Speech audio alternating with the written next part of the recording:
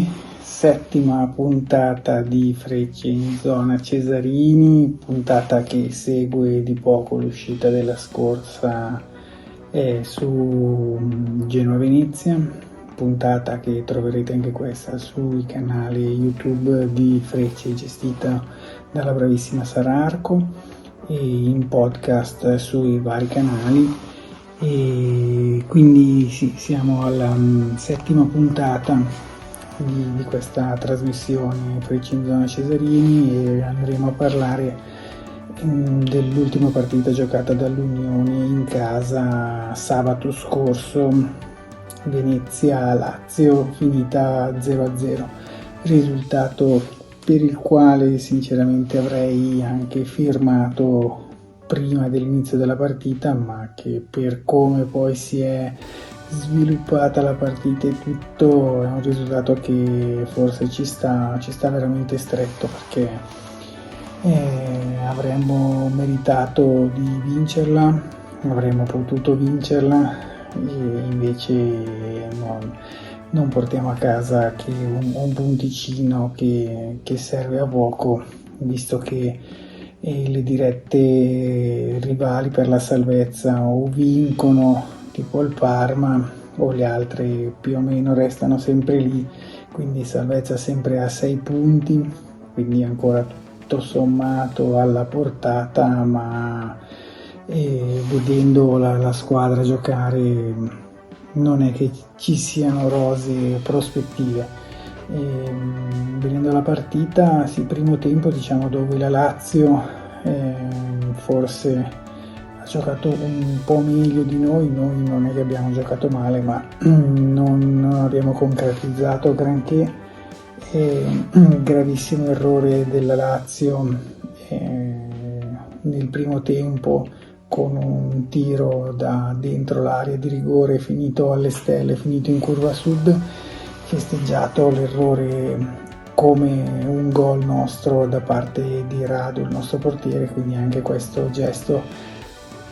si simboleggia un po' la tensione o comunque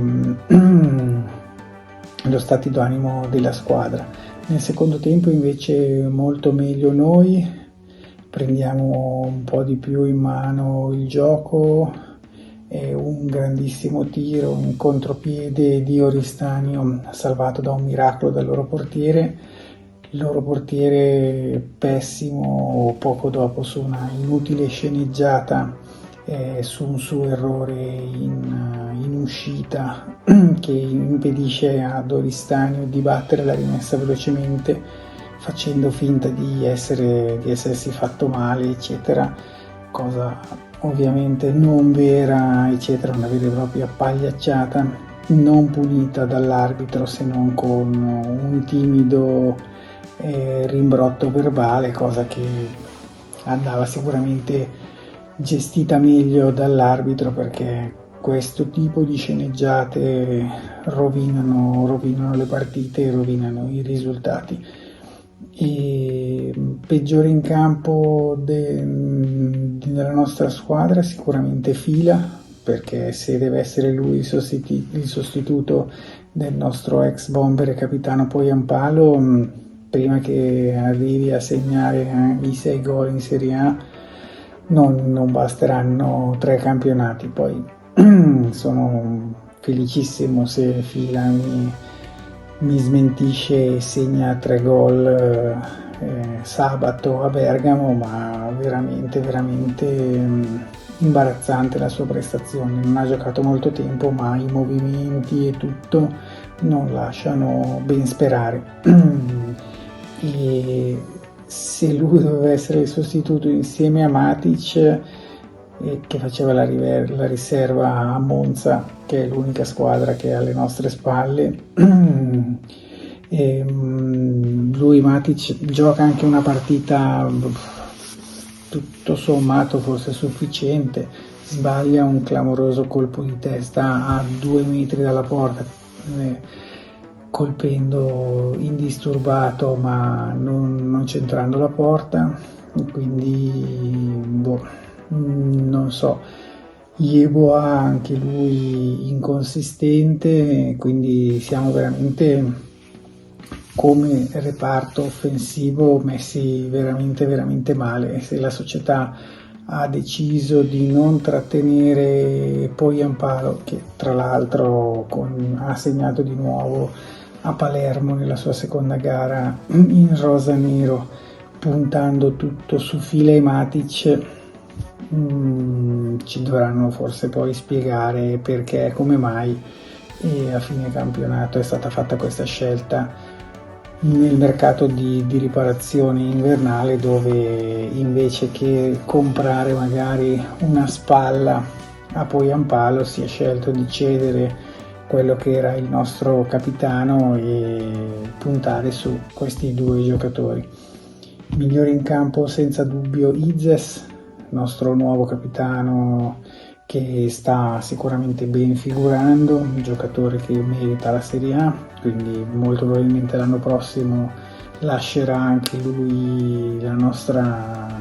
squadra e vedremo. Comunque sì, il campionato non è ancora finito,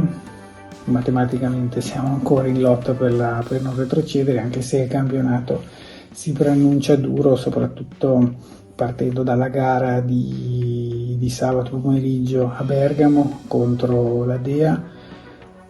squadra che all'andata ha giochicchiato con noi come il gatto col topo e ha portato a casa 3 punti segnando 2 gol a cavallo dell'intervallo. Il secondo molto bello di Reteghi, un pallonetto sotto la sud dopo un nostro erroraccio in fase di impostazione, quindi partita che anche questa sembra segnata nel risultato, ma visto come è andata con la Lazio restiamo fiduciosi in un buon risultato. E partita che si giocherà nello stadio di Bergamo, nello stadio che è stato rifatto da poco, e quindi in chiusura di questa puntata giusto 2 parole sullo stadio e appunto giusto per dirvi come la vedo io. E appunto lo stadio di Bergamo rifatto è uno stadio molto molto bello, non l'ho visto di persona, mi sarebbe piaciuto andare questo sabato a Bergamo in trasferta, ma impegni familiari mi terranno qui in Giudecca e quindi non potrò vederlo, però l'idea di ristrutturare lo stadio esistente, ammodernandolo e rendendolo uno stadio coperto e molto accogliente, poteva essere un'idea molto valida anche per la nostra situazione stadio. Penso che è uno degli stadi più vecchi d'Italia e con strutture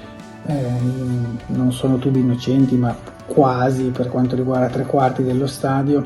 poteva secondo me essere ristrutturato,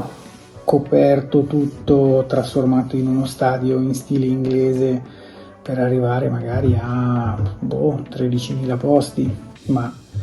per averlo sempre pieno e poteva diventare un ambiente molto caldo. È forse la trasferta in Italia più ambita da tutte le squadre che vengono a giocare contro di noi, perché ci si arriva in battello, ci si può arrivare a piedi in una location bellissima. E invece cosa si è deciso di fare? Di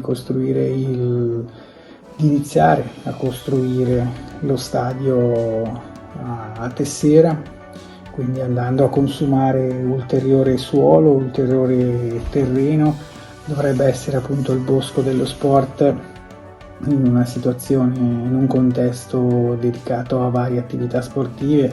il palazzetto nuovo dello sport della squadra di basket della nostra città sembra avanzato, almeno per quanto riguarda lo stato dei lavori. Per lo stadio non si sa niente, anche perché adesso molto probabilmente torneremo in Serie B, non si sa il futuro societario quale sia. A parole sembra che i conti siano in regola, però si sono venduti i giocatori, non si sono fatti acquisti, quindi molto probabilmente non c'è una chiara volontà di restare in Serie A, quindi si torna in Serie B e si va a giocare con squadre meno blasonate che la Serie A, un ritorno in Serie A molto probabilmente a breve, salvo exploit incredibili, non succederà, e quindi si resterà in Serie B. Campionato difficile, restare in Serie B per tanti anni non è per nulla facile. Intanto si costruisce lo stadio nuovo per poi andare a giocare contro chi? Per andare a vedere, senza nulla togliere adesso a una squadra che cito a caso, ma un Venezia-Mantova allo stadio nuovo davanti a 7.000 spettatori, stadio mezzo vuoto, piuttosto che ristrutturare il Penso e avere magari lo stesso numero di spettatori, ma in una situazione ambientale molto più bella, più unica anche al mondo. Quindi io sinceramente non condivido la scelta di costruire lo stadio nuovo. Per me sarà molto molto molto difficile andare allo stadio nuovo a Tessera una volta che sarà costruito, quindi perderò la possibilità di vedere la mia squadra del cuore giocare dal vivo. Vedremo, io ancora continuo a sperare che il Penso resti la casa dell'Unione per sempre, ma sarà sempre più difficile. Quindi questo è tutto. Quindi appuntamento a sabato per Atalanta-Venezia, sfida difficilissima, ma chissà, forse con le grandi noi in trasferta giochiamo meglio, chissà che magari non ci scappi l'esploit magari con una tripletta di fila, così mi taccio e non parlerò più male di lui. Vedremo. Intanto grazie ancora e buona serata a tutti. Ciao!